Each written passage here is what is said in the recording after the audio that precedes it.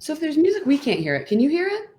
I can hear it. I think we're live and we're ready to go. We are So live, but we can't hear the music on our end. So, okay, great. Good morning, everyone. Thanks just for do the being music in your mind, Jenny. That's all it is. Sure. I'll think through it. I'll hum along in my mind. It'll be great. Thanks for being here, everyone. Welcome. Welcome to this week's Come Follow Me lesson on Facebook with the Mormon News Report podcast. My name is Jenny Noonan Dye. I am joining you from Salt Lake City, Utah, along with my husband, John Dye. Hey, everybody. And my good friend and co-host, Brant Malone, joining us from Detroit. Good morning, Brant, or afternoon for you. Good morning, Jenny. Good morning, John. Good morning, good afternoon, and good evening, everyone joining us. I've got to get all of my thoughts out because I'm going to go 2 weeks without being able to do our weekly Come Follow Me broadcast. So just get ready, Jenny. You're going to hear verbal vomit from me today. Sounds beautiful. Sounds really great. Let's just jump right into that. So the next 2 weeks, we will be doing our lessons, and it will be just John and myself because you will be otherwise occupied elsewhere. Occupado. We'll be somewhere in the middle of Nebraska on both of those days. So if anyone's in like the North Platte, the Grand Island, the Kearney, Nebraska area, and you see a blue Honda Odyssey minivan cruising down the road and you hear the screams of little girls because come hell or high water, we will make it to Rigby, Idaho. That's us. That's us. Excellent. And if you happen to be in Salt Lake City and see a blue Honda Odyssey minivan driving down the freeway and hear all sorts of Hamilton sing-alongs, that's me. Mm-hmm. Ta-da. And also, July is almost over, which means what, Brant? That means our break is almost done. Have you been thoroughly rested, Jenny? We haven't done the news in a while. Do you feel like you've gotten the break that you needed? I don't know what that means, but I guess we're gonna. What about you? Do you feel like you've also been busy with school? Yeah, it's been school and all these other things. So the good news is I don't have to worry about school for the month of August when we come back. That'll be nice. School will start up again for me in the fall. The bad news is work never stops, and so it will be. It's like the changing of the seasons. We do our July break. It never feels like it's long enough. I actually know that we've had a few people reach out to us because they really, really want us to come back with the news every week, and it's coming. It's coming in August. Yep. So thanks everyone for being patient while we take that little break from the regular weekly podcast. And thanks again for joining us here. We've already got some people signing in. Sandy, hello from Arizona. She's a regular. We appreciate you and Bob being here with us. If you're joining us, we'd love to hear where you're joining from. If you're comfortable doing so, if not, we're still glad that you're here. This week's lesson, we've got Alma chapters 36 through 38. The name of the lesson is Look to God and Live. And next week on August 2nd, you won't be here with us, Brant, but it will be covering Alma chapters 39 through 42, the great plan of happiness. So that's what we will be reading this week. And as I mentioned last week, the next, several chapters, including what we're going to talk about today, comprise of Alma basically giving his most important words, his legacy, his testimony, passing them down on to his children. So, Brant, you mentioned earlier when you'll be driving somewhere in the middle of America that you will, have the echoes and delightful sounds of your little girls. Have you considered, if you could, we're all going to, leave this earth at one point or another. And for most of us, it will be before our children. Have you considered, not to get morose or anything, but basically, if you could leave last words for your children, what would they be? We've talked a lot about legacy, about that idea. And, there are situations where we know when someone is about to pass. Maybe it's because they are reaching the end of an illness. I have a distinct memory of being very young And one of my grandmothers was in the hospital in Indiana, and her request was that each of her grandchildren be kind of brought in one by one to say goodbye. I was too young to really remember a lot about that, other than just kind of, I'll be honest, like the fear that I felt, because you know that it's your grandma and she's going to pass away. But for a lot of other people, I don't know the stats, so I don't dare say majority, but for many people, it doesn't happen that way. Death comes unexpectedly. And because of that, it's a situation where we don't get this kind of opportunity to provide our last, whether it's words or wishes, and often that might be part of, your living will or whatever, to write something out. But have you considered what kind of message you would want to give to your own children? That's a great question. I think with my children being so young, we're going through right now and just trying to establish the fundamental baselines. It's been really interesting with all of us being home and under the same roof. We're having a lot more, I don't want to call them existential discussions, but discussions about, some pretty tough topics about like race, topics about just being nice to people, things like that. And it's been interesting because we've taken this opportunity to think about what are the most important things that we want our kids to go through their life with. And it's interesting when you look at what's happening with Alma and really him at the end of his life, in the situation that you brought up too, at the end of their life saying, okay, my time is not long here. And I want to take a few minutes to really tell each of my sons very different messages for each of their life situations. And I think that there's some power in doing that. I had a religion professor at BYU once tell me that's always really important to look at the last words that anybody in the scriptures are going to be saying to their family, because usually there's a lot of life experience that they're thinking about. Now, for me, in my case, yeah, I will say I have thought about it, and it's mostly been in the context of when my kids are older, when they grow up, what do I want them to look back on as far as the conversations we had, the most important things? Just as a really quick example, I was selected to do a focus group about, I can't really say what it was about, but one of the things they had asked me about was they asked us about our kitchen.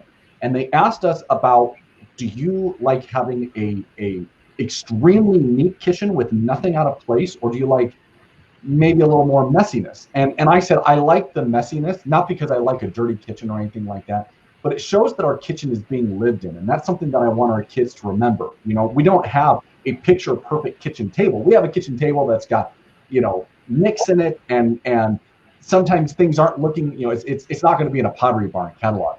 But that's also because it was a well-worn table. It was a table that was used a lot.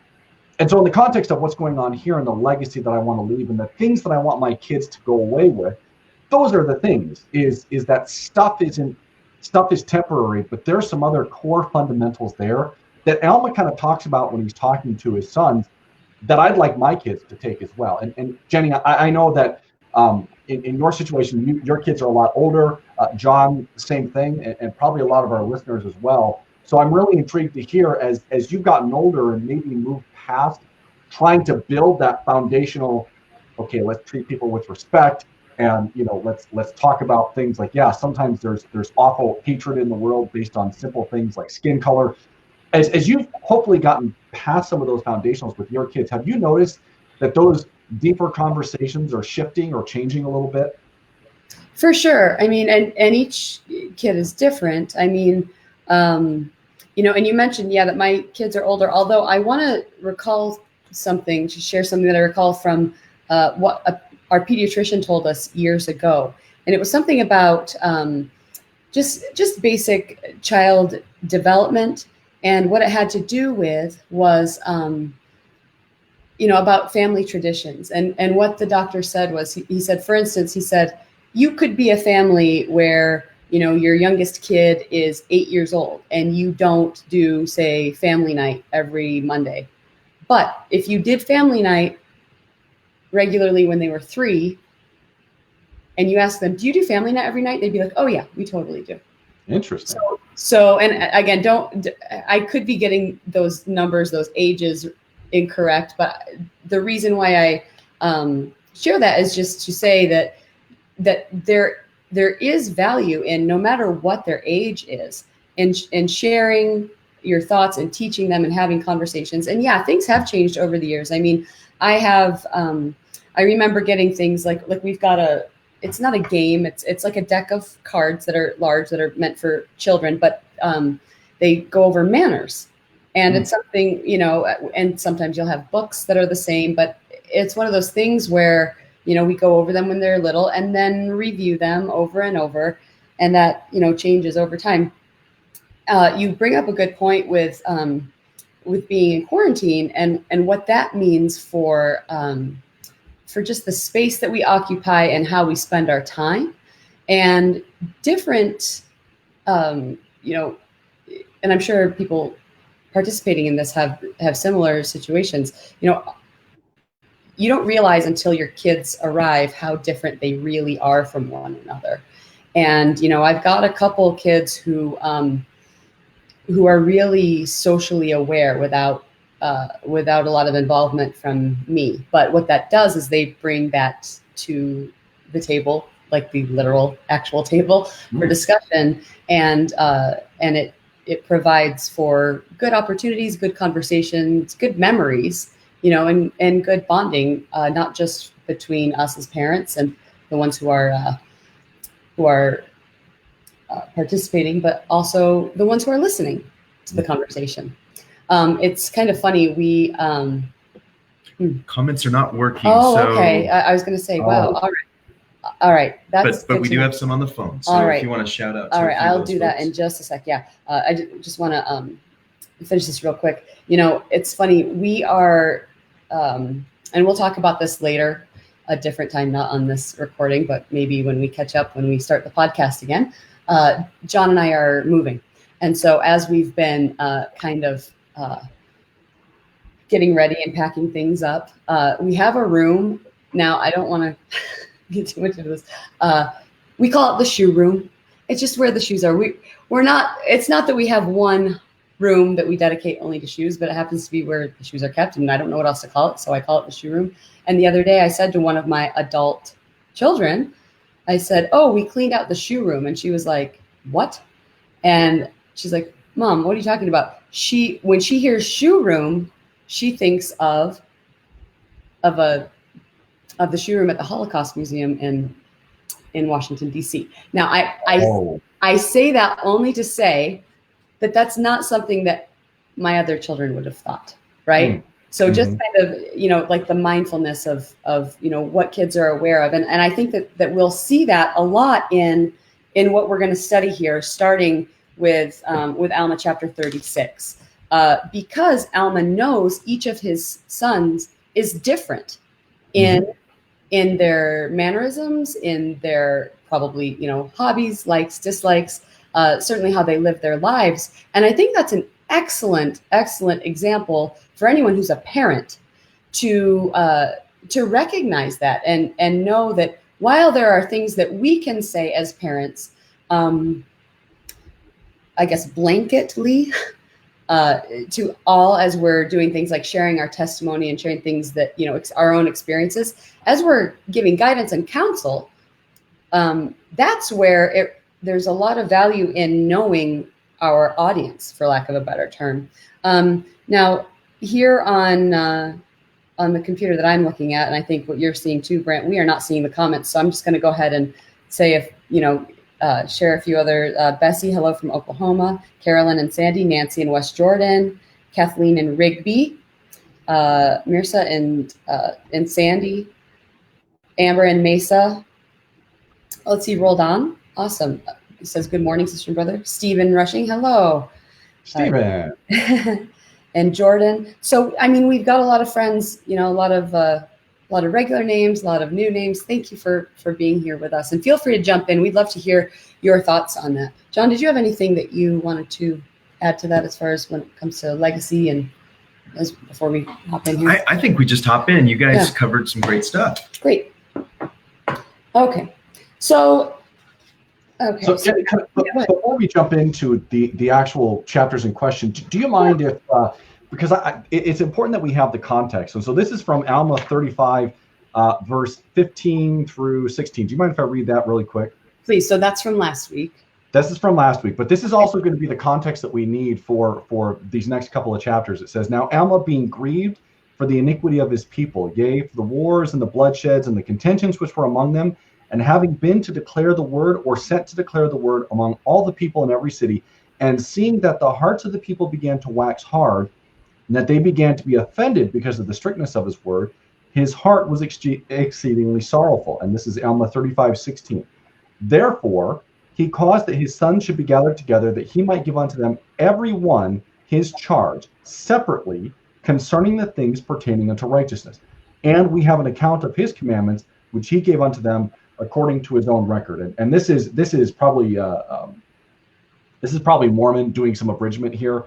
As a matter of fact, the reader's version, or the study version of the Book of Mormon that was edited by Grant Hardy, has a footnote in here that says, "Since Alma 36 through 42 is written in the first person narrative voice, it appears that Mormon has copied Alma's own account directly into the text." So that sets up these interesting discussions, letters, pieces of advice that he's going to give his four sons. And as you mentioned, they're all extremely different. He talks to Helaman very different than he talks to Coriantumr, to Shiblon, and to others. I'm glad you brought that up and gave that context, Brent, because again, as we talk about how this applies to our lives today, I know for us, there have been times when we've had to say, without formally calling together, like, okay, it's time for a family council. It's like, okay, guys, we've got to come together and talk about this. And sometimes they are about things that might not be spiritual. For instance, when it was, for instance, in the spring when school shut down, and it was, okay, we're out of school for 2 weeks. Okay, guys, got to let you know it's going to be for the rest of the month. Now it's going to be for the rest of the year.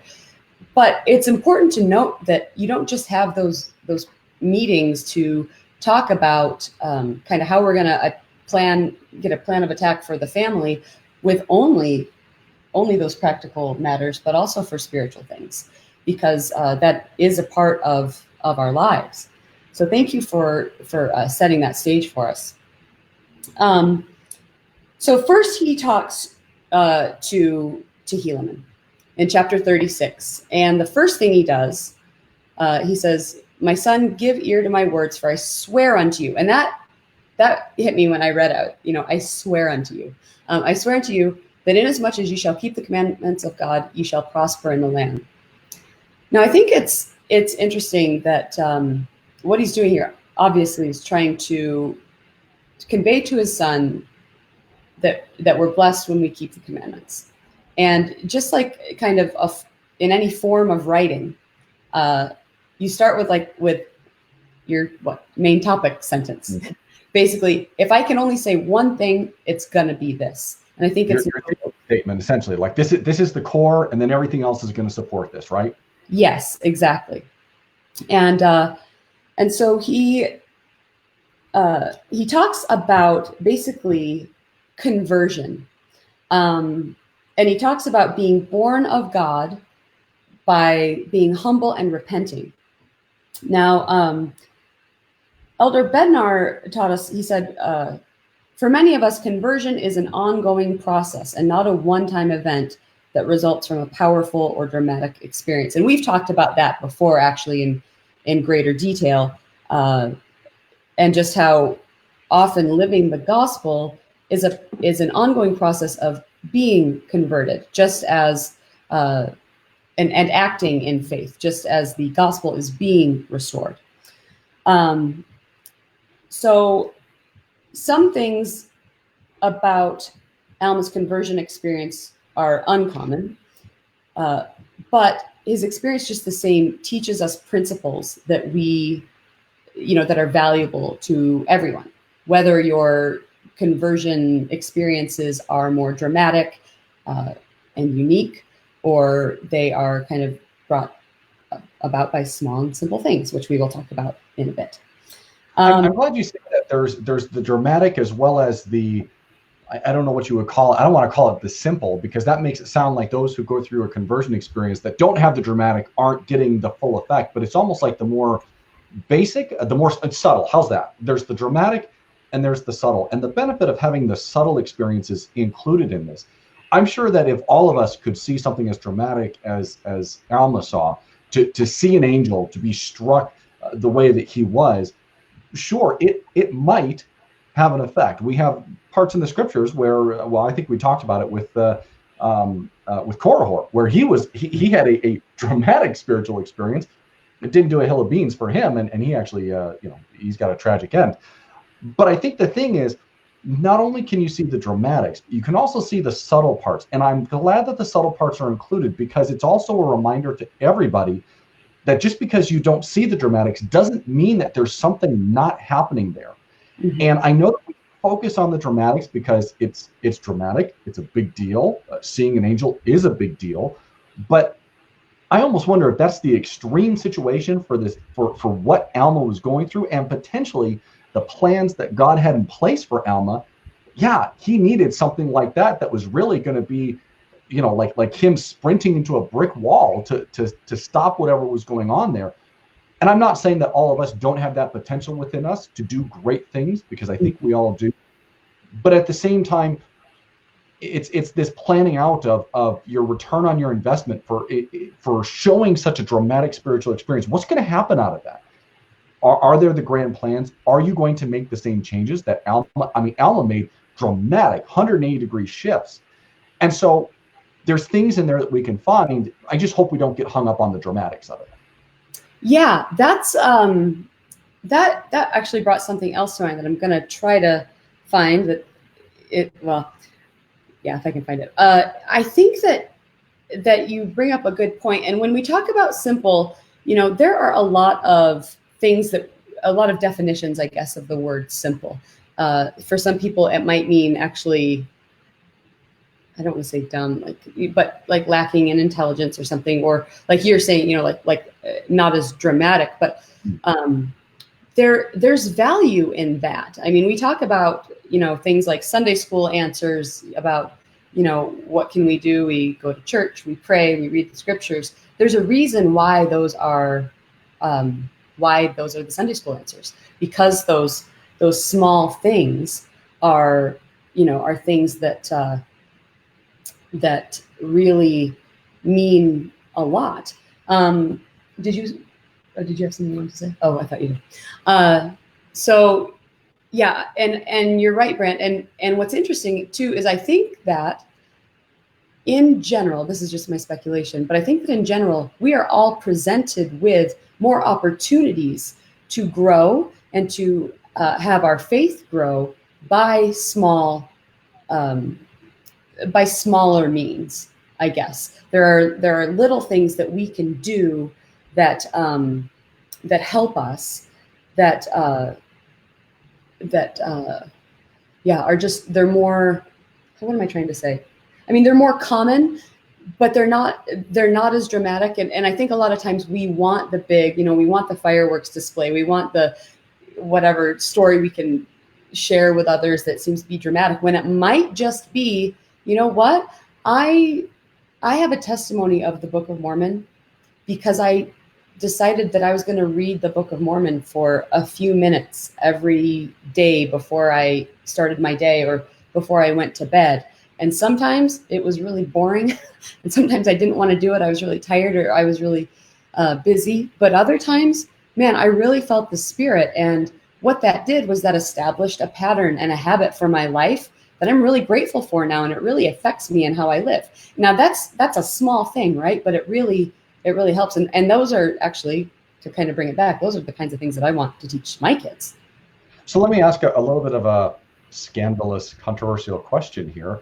If God is all powerful and God has the ability to do great dramatic things to awaken people, to cause a conversion, I'm thinking of the conversion of Saul to Paul. I'm thinking of the conversion of Alma the Younger. There's others out there. If that potential is there, why do you think God relies on maybe the smaller and simpler things? If God has this power to be able to enact these huge experiences. Why doesn't everyone have that? You know, we hear about people who read the Book of Mormon and find conversion or find their answer to the spiritual validity of the Book of Mormon after taking Moroni's promise. Why aren't they seeing angels? And I know it's an impossible question to ask, but I guess it's just something.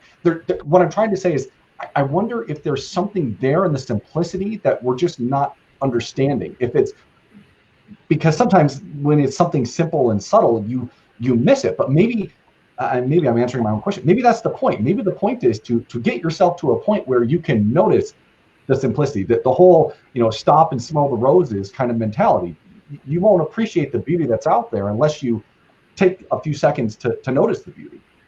Yeah, my first inclination when you started talking about that was, well, the reason everyone doesn't have those major experiences is because if everyone was super, then no one would be. However, I think but then I was like, but that's not true, because everyone is super. And when you do look at, at least for me, I look at, people who I admire, and what I admire is their consistency with what might be considered those small things, with the things that they're so small that there's power in them, because they're easily overlooked, because they are things that on the surface seem easy. Did you want to, you look like you want to say something.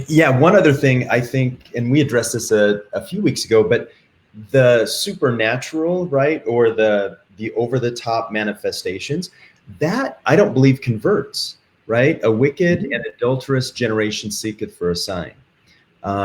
We saw that Korihor got a sign. We know that happened. It's really, I think, the small spirit to spirit communication and manifestations that really change us. It's not the big all at once thunderclap type of things. Now, there are rare exceptions, right? We're talking about Alma the Younger. If we look at, the King of the Lamanites, a few chapters back, a few lessons back, 3 days, there seems to be something about 3 days, right? Rooting the evil out of us, or changing the natural man, moving it to the spiritual. And all I can think of is, there's probably some fast way that, if you're in a coma or a coma-like state, that you can really change your nature a lot more quickly. But I think for the majority of us, it's just that spirit-to-spirit communication that happens with the Holy Ghost over time. Yeah, and as I'm thinking it through, I'm also wondering, going along with what John was saying, I'm also wondering if when you introduce the dramatics, all right, this is a reaching Brant analogy, so bear with me on this one.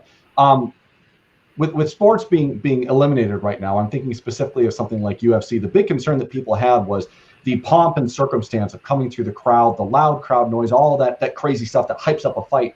But what people are finding now that crowds have been taken away and they're a really slimmed down version is they're actually appreciating the fighting and the grappling and the technique a lot more.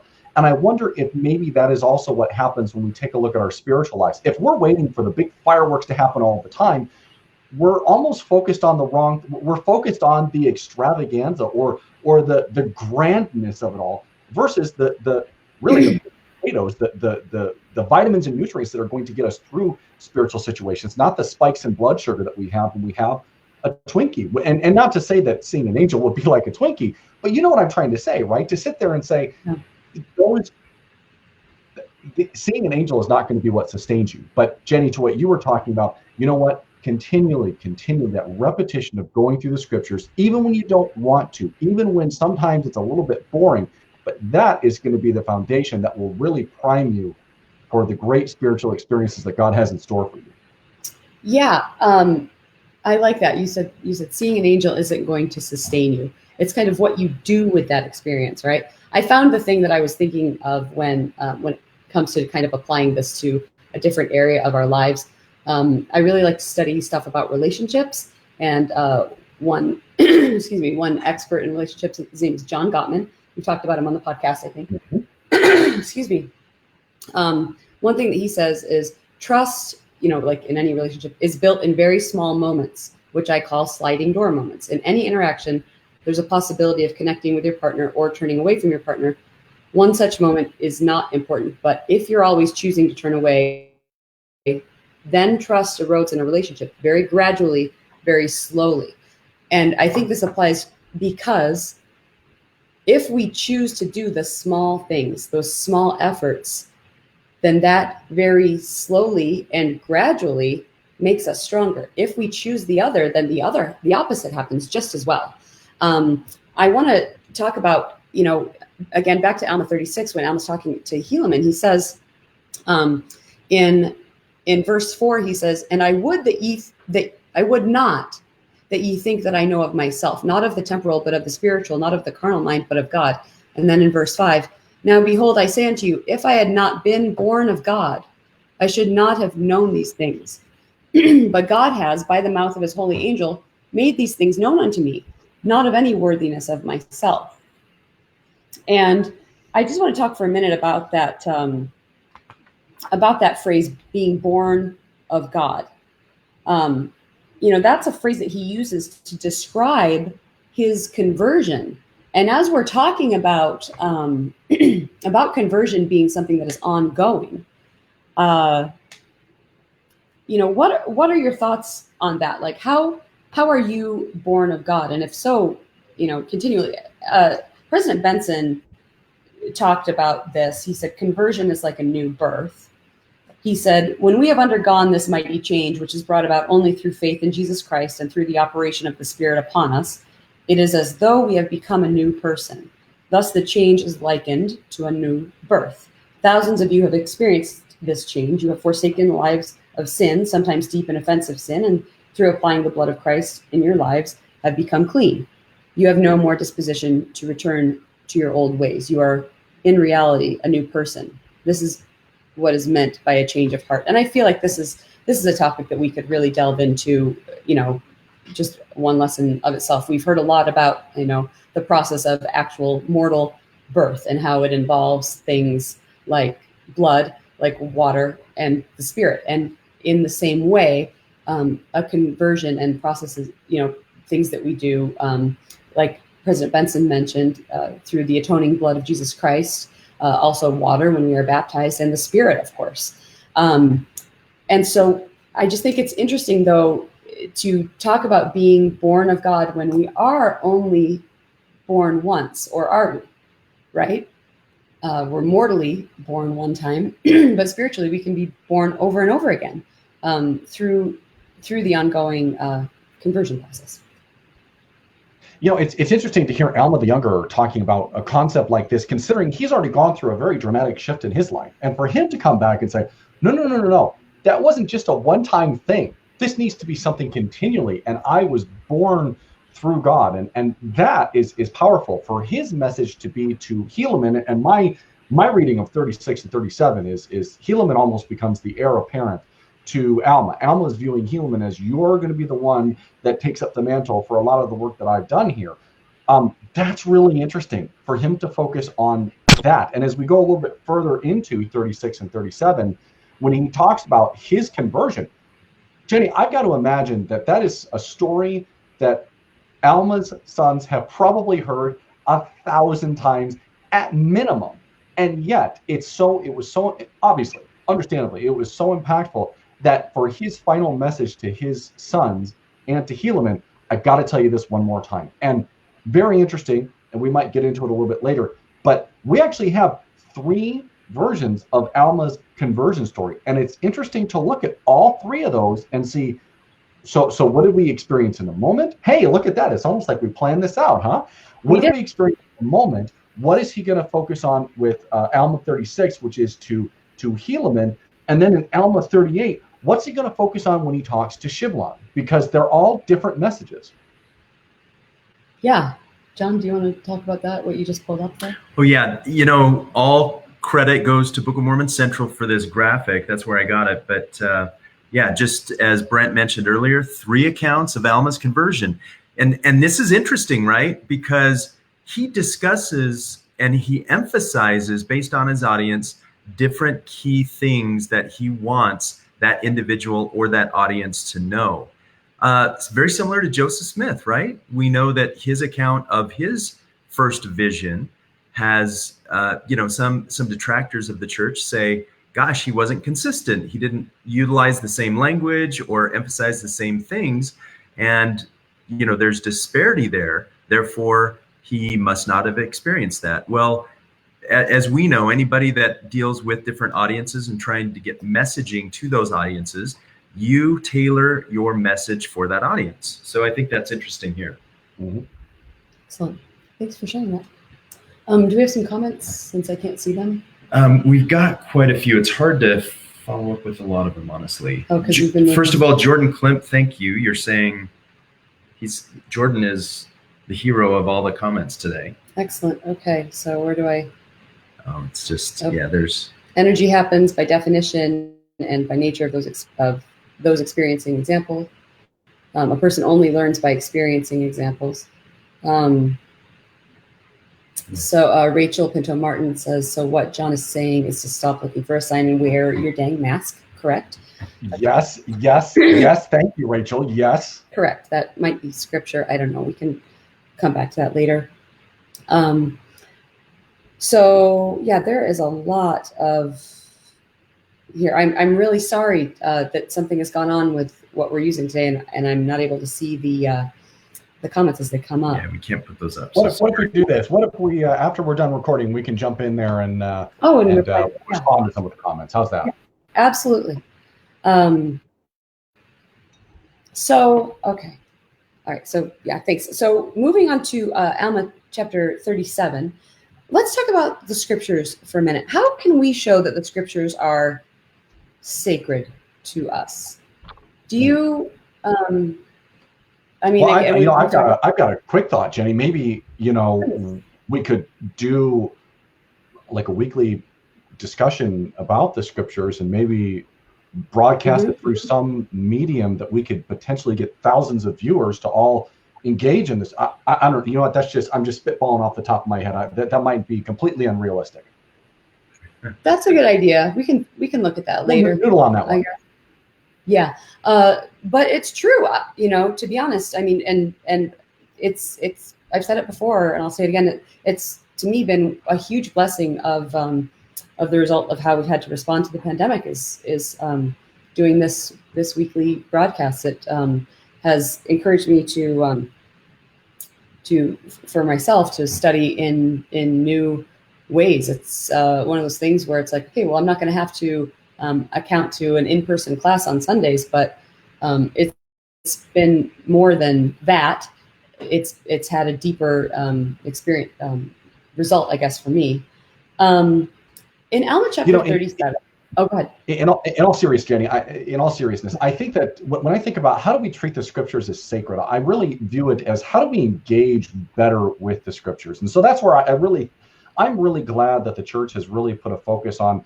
We're only gonna, and I'm looking through quite a few of the chapters in the different weeks that they've assigned. 30 through 31, Alma 32 through 35, Alma 36 through 38. So there's smaller chunks of chapters, most of them. And it's asking people it's got some prompts in the Come Follow Me manual, but I really think that we treat the scriptures as sacred when we engage with it a lot deeper. And I know that John loves his friends over at Book of Mormon Central. I will lovingly and affectionately refer to them as Book of Mormon nerds in the truest sense of the word. But another group that I've really, really appreciated, and they do a great job of engaging with the scriptures a lot deeper, is the Maxwell Institute. I've talked a lot about them before. They're a great group, and they have been putting out, I would say, 100 to 150 page books about certain sections in the Book of Mormon that have been really, really good. And I think that that's really where we need to go to. I don't mean this disparaging, but I mean this in all sincerity and honesty. What I worry about in the church when we talk about the scriptures is I worry about, and this is my phrase, and I don't mean any disrespect, but I worry about Mormon catechisms. Certain 1 or 2 sentence phrases that we have that we say because it's the quote unquote right thing, but sometimes we don't want to engage past that. And I think that that's what you and I have tried to do with these Come Follow Me discussions. The discussion that we had last week about faith, we really got a little bit deeper into that. And I understand it can be difficult to do that in a Sunday school perspective because you've got a lot of people, a lot of different perspectives on what you think should be talked about in Sunday school. But to me, that's the important thing. Let's just not take the standard definition of faith, but let's actually talk about it. Let's not just say, yep, faith is like a little seed in Alma 32. Good, we're done. We can move on. No, let's get into it. And I'm really disappointed that I'm not going to be here next week because Alma's discussion with his son Coriantumr about what went wrong when he went to Zarahemla is one that I'm really passionate about because I don't think we're reading that correctly and appropriately. Ooh, and so it's trying to get into there to say, is there something that we're used to culturally that this is the right response we give? Or are we supposed to be deeply thinking and soaking on these things? And I mean soaking in a good way, not the pejorative BYU way, if you know what I mean, Jenny. But really taking this in to figure out where can we go with this? Yeah, absolutely. John, do you have anything to? No, I love that. I think going deeper into the scriptures is exactly what we need to do. Yep. I want to share here in Alma Chapter 37, verse 8. He says, and now it has hitherto been wisdom in God that these things should be preserved. For behold, they have enlarged the memory of this people, yea, and convinced many of the error of their ways, and brought them to the knowledge of their God unto the salvation of their souls. What enlarge their memory? What does that mean? Well, let's think about that. If you think about enlarging a memory, when I think of a memory, I don't ever think about enlarging something. I think about reflecting back on something. Mm-hmm.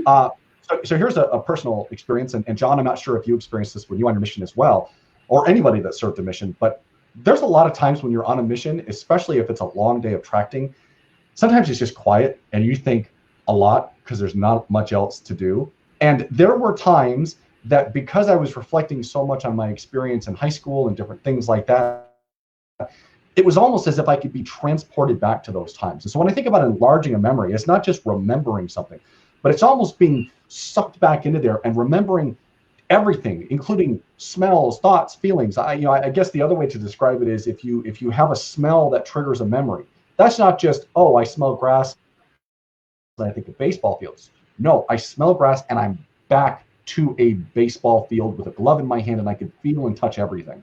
So I'm not sure if you guys agree or you think I'm going down a different road, but to me, enlarging a memory is so much deeper than just, oh, I thought of that thing. Absolutely. I think you're exactly right. And I joke with Jenny a little bit that there's a spot where we run and it reminds me of the open sewer smell in Taiwan where I served my mission. So yeah, it's kind of interesting. Now, Jenny brought up verse 8, and I think if we go to verse 9, it kind of actually adds to that. I say unto you, were it not for these things which the records do contain, which are on these plates, Ammon and his brethren could not have convinced so many thousands of the Lamanites of the incorrect traditions of their fathers. So basically, to your point, Brant, and we realize that a lot, and we see a lot of Book of Mormon prophets and even biblical prophets, they look to people who preceded them, right? Nephi went back to Moses when he was in the cave with his brothers when they started beating him. And he said, hey, guys, remember that we were delivered out of bondage before, right? They hark back to the stories, the traditions of the fathers, those traditional stories, to give them strength. And I think that's where, when we talk about enlarging the memory of this people, it's actually, hey, remember that story that Dad said, right? We hear Enos say that, right, about his father. We hear Alma when he was first caught up in the gall of bitterness. He says, I remember the things that my father had said. So I think it's understanding, things that our elders and those traditions that our family has had, or our group faith, right? Our community, our faith community. Yeah. Thank you. Ammon shares a comment here about it. He said, they had enlarged the memory of the people. Remembering God and remembering our duty toward him is essential to our discipleship. As Alma emphasizes to his son several times in this chapter, a written spiritual history functions as a memory enhancer. So to say enhance maybe rather than enlarge, it allows us to re-engage in the spiritual experiences of the past and to review the principles we have learned in an unchanging format. Absolutely. I like that a lot too. I think, as we know from experience, that to have that written word, I mean, there is absolutely value to the passing on of stories, in an oral tradition. But to have it written, I mean, I think about things like, like a patriarchal blessing, for instance, or I mean, well, just, I don't even have to go there, just the scriptures. You can read a scripture several times in your life, and it will mean something different to you at different times in your life based on your added experience, your age, your wisdom, and what you're needing at the time. And that's absolutely the case. So yeah, I really like that a lot, Ammon. Thank you for sharing that, because I feel like that's something where maybe the word enhance. Two quick thoughts on that, Jenny. Number one, that is my biggest regret. Was that I was never very good at journaling, and especially on my mission. And the number one piece of advice I give to missionaries is get into a habit of writing in your journal, even if it's 10 minutes a day, even if it's 2 or 3 sentences, because you're going to be amazed at how quickly you forget all those things. And it can serve 2 purposes. Number one, we talked about enlarging or enhancing the memory. Being able to go back and reference those experiences that you had can be, I've mentioned before that nostalgia can be one heck of a drug.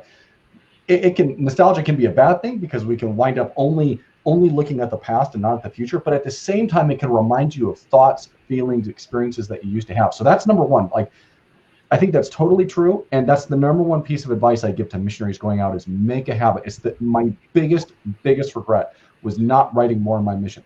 Number 2, to go along with what you're saying, I will always go back to this New York Times article that I read about the importance of stories as it is passed down through families, because what researchers have found is the more that people know the stories of their family, and this was actually almost a converting moment for me when it came to family history, the more that future generations know the stories of previous generations in their family, the more strong or the more adaptable they are to tough situations. Because resilient, right? Was it about resiliency?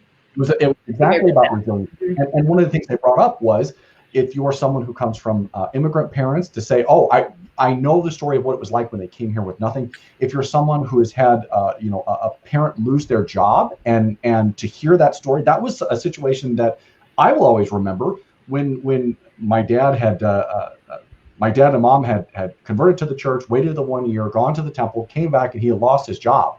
And they were saying, are you kidding me? We did all the right things and this happened. And you know what? That actually helped me when I was going through graduating in 2009. I thought I did all the quote unquote right things. And the economy was in the toilet because of the recession. And it took me a long time to find a reasonable job. But being able to reflect on his experience, wait a minute, they went through that and it was okay. That's another one. And if you put it in a spiritual context as well, sometimes mom and dad had questions. Sometimes things were tough for them, but they were still able to rely on the Spirit and they were still able to rely on God. Okay, I can do that too. Yeah. No, thank you. That's absolutely true. It helps us with resiliency. It helps us to kind of see our place and our potential, I think, too, knowing where we've come from and just what we're a part of. Jordan, I just want to say, he shares one thing here. Godly qualities are exponentially rewarding. Memory happens as people actually care about being loved. Defining your words brings them alive from within you to tell. And, I think probably, Brent, because of your experience, I can only imagine that when you do go back and read those journal entries from when you were a missionary, the ones that you did take the time to write, you really enjoy that and you can remember better. And absolutely. And the times in my mission where I actually have a 1 or 2 month span where I wrote every day, that is probably the sharpest memory that I have. And it's great to be able to go back and just look at a few things and go, I can be transported exactly where I was. And to think about my daughters, to say, if they want to know what it was like for dad on the mission, okay, at least I've got a couple of months where you can see what it was like, the mundane, the exciting, all that stuff. Yeah. Well, good. I want to talk a little bit too about we've already talked about the small and simple things, but as we also in Alma 37, verse 6 and 7, he says, now ye may suppose that this is foolishness in me, but behold, I say unto you that by small and simple things are great things brought to pass, and small means in many instances doth confound the wise. And the Lord God doth work by means to bring about his great and eternal purposes, And by very small means, the Lord doth confound the wise, and bringeth about the salvation of many souls. Now, we did talk about this a little bit before, but, why would something small confound the wise? Why would something small and simple bring forth something big? I feel like, like we mentioned before, it's the small and simple things that are the big things. Again, it's the reason why those things are the Sunday school answers. Why do you think, and I'd love to get some comments here too, for anyone who's willing to share, why do you think that we sometimes fail to do the small and simple things? And what can we do to inspire maybe our families, or let's be honest, motivate ourselves to overcome that tendency? I said this before, but I feel like bearing testimony of your own experience with it, where it was a small effort where before I said the scriptures, but maybe it's I made a goal that I was going to pray every day. I think back to the personal progress program for the young women, RIP, where some of the challenges were things like, pray daily for 14 days straight, record your thoughts and feelings in your journal. And I mean, those things, the establishing of those habits really can have long-lasting effects for good. There was a time when, for years, when I would say my prayer and my personal prayer in the morning, I would do it in the bathroom. I would just kneel down in the bathroom, and the reason was because when I was very young and had just moved to Utah and I was going to UVSC, I had roommates, and our schedules did not always align, and I felt like that small bathroom was the only place I could get some privacy. And so I kind of established that habit, but it continued over into like when I was a young mom. And it turns out then I don't have people, climbing all over me while I'm trying to pray either. So, I tell you, turn around and look, and you see the fingers sliding underneath the door, and yeah, and mommy, yeah. So, so Jacqueline shares when it's why do we sometimes fail to do the small and simple things? No one notices. That's why.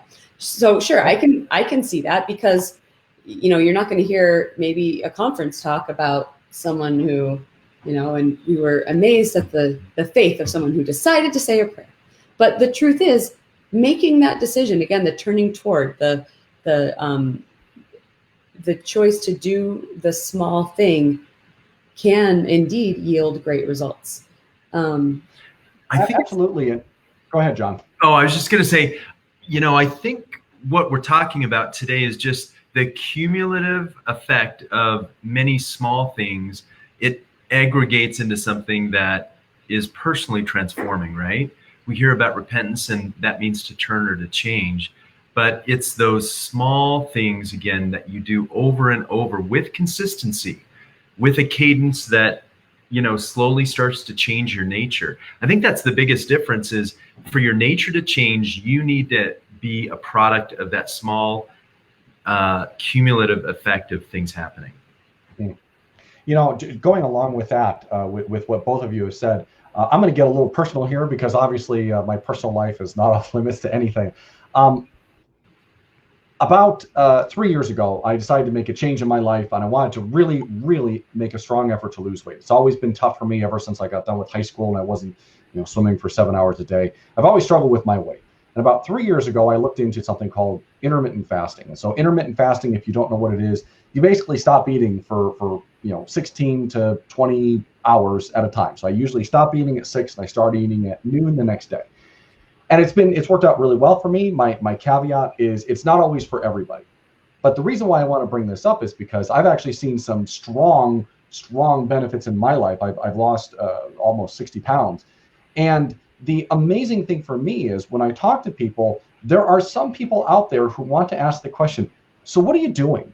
Because for them, it's almost like I found a magical pill, or there's something that's just made the weight fall off of me. And what I've realized, as I've been doing this for the past 3 years, is there really isn't any magical pill. It's the fact of you can't hack your body chemistry. You have calories in, you have calories out, and however you decide to do that, for me, it's intermittent fasting and restricting those windows. It's got to fit within that area. But the other thing is, it is all about consistency. And I would assume it's John, I know that you and Jenny are both big runners. I would assume it's the same thing with running. If you think that you're going to go out there and run a marathon on day one and be able to, awesome, you did it. That's not going to work. It's got to be consistent, week after week, pushing yourself a little bit more and a little bit more, but also making sure that you're getting that repetition in and starting from the basic simplicity of, okay, I'm going to try and run 1 mile today. Okay, I'm going to try and do it again tomorrow. I don't think there's a reason why flashing lights, fireworks, all those things always gather a crowd, because that hits the dopamine that we want. It's something cool. It gets all of our chemicals going in our body. But the boring, simplistic day in and day out, those are going to be the ones that have lasting change. Yeah, thanks for sharing that. The Mormon News Report podcast is not sponsored by intermittent fasting. Make sure that's. We're open to it, though. I'm very much open to it. A couple of comments here. Patrice says, I do that too, praying privately in the bathroom. I'm so glad I'm not the only one. And Jessica says, I put my keys under my bed, so in the morning I have to get down on my knees and I'm ready to pray. That's a good idea. Yeah, all these kind of like little life hacks, right? I want to share a story that I just know kind of secondhand, but much like you were saying, Brant, people want that, like the magic pill, right? Or the one thing that's gonna like a big thing that's gonna make a difference. I have a friend who served in an ecclesiastical leader capacity, and he had someone come to him and with some concerns about things that he had read, about basically he was going through his own version of a faith crisis. And my friend said to him, okay, let me ask you some questions. He said, are you, how often are you reading the scriptures? He's like, what do you mean? He's like, well, how often are you reading the scriptures? Are you reading them daily? And he's like, no. He's like, when's the last time you read the scriptures? He's like, I don't know. It's like, oh, okay. And when's the last time you prayed? Well, I haven't prayed in quite a while. And my friend was like, thank goodness. And the guy was like, what do you mean, thank goodness? He's like, well, I mean, if you're not doing those little things, then, I mean, those are the things, that are going to help you. So if you're coming to me for counsel, I would suggest that you begin to pray again, that you do things that will, take those actions to activate and grow your faith. Because I'd love to have this conversation with you. I'm totally open to it, but just keep in mind that when I ask you those things, it's not for worthiness as much as to know, like what are the things that you are doing, but those small and simple things that bring to pass great things. The little things are the big things, right? Yes, the little things are the big things. So, so Stephen brings a good point too. He says, daily prayer and scripture reading will do more for our kiddos than EFY/FSY. And it's true, because it's the daily, it's the everyday things, when they're questioning, like Brant, what was it you said earlier? Like an angel's visit isn't going to sustain you. I mean, right. It's like the memory of it could for a while, but not in the same way as the daily little things. And oh my goodness, it's 11 o'clock. I was going to say, it's a good thing that we're at time, because I could go on and on and on about my complex relationship with EFY and FSY. I think that there are some things that are in EFY and FSY that could be really, really foundational, but it's almost as if let me rephrase that. There are great supplements in there, but I think sometimes children, teenagers, and parents view EFY as what's going to be the foundational thing. And that's where I agree with Stephen in the sense of, if that's what you're making your foundation, that's not a very good foundation, because that is flash, bang, sizzle. How do we get charismatic speakers who are going to give goofy analogies and really engage you, versus, as you and John talked about, the day-to-day grind. And grind is not a bad thing, but the day-to-day grind of going through, doing your prayers, doing your scriptures, trying to be a good person. You're not going to get the sizzle with that. That's life, If I can just push back a little bit, I will say, if it weren't for EFY, I don't think I would be an active member of the Church of Jesus Christ of Latter-day Saints. And I say that because it actually was foundational for me. I know that's not the case for everyone, but, that being said, because as a parent who has sent her kids to EFY and they were like, what the heck was that? Because it was not their jam.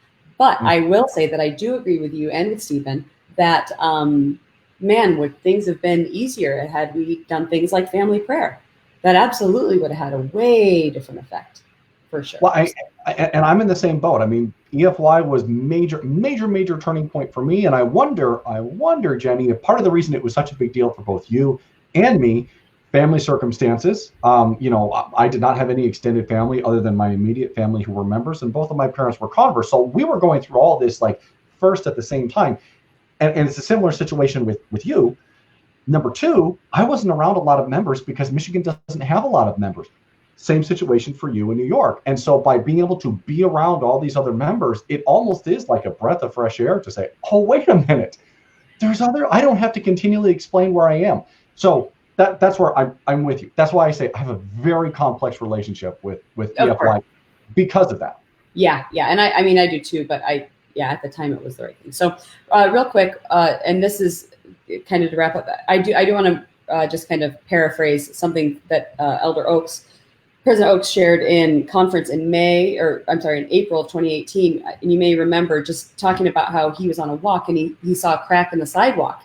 And was it that, like a big, something had fallen on it and cracked the sidewalk? No, it was the gentle and small and consistent effect of a tree root under the concrete that had pushed it up and eventually made it crack. So just like that, we can do those, to have efforts to bring us together, to bring us to make us stronger. And I think this is a great this is a great thing to close out on. Ammon shares, personally, I often think that I just need to go out and change the world in order to feel accomplished. In truth, it's the small and simple things that are harder to achieve and more glorious in reward: daily prayer, scripture reading, repentance, etc., etc. So absolutely.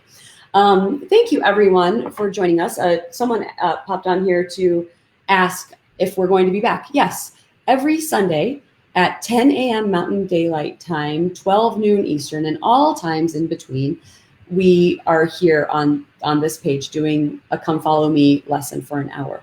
Also, starting back up in August, as Brent mentioned before, we will be back from our break for the Mormon News Report podcast, which you can find on any of your pod fetching sources.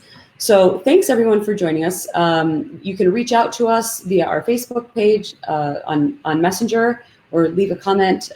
Tag us if we don't respond as quickly. We may have missed it or overlooked it. Thank you for being here. Anything else, John, Brant?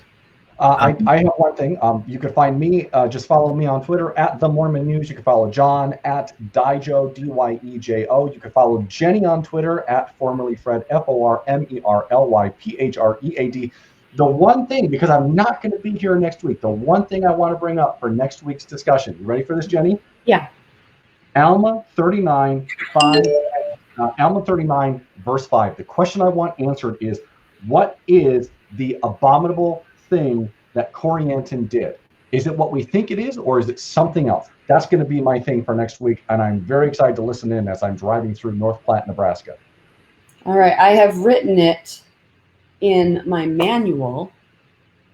Because that scripture right there generates a ton of discussion, and I'm going to go ahead and stake my flag in the ground.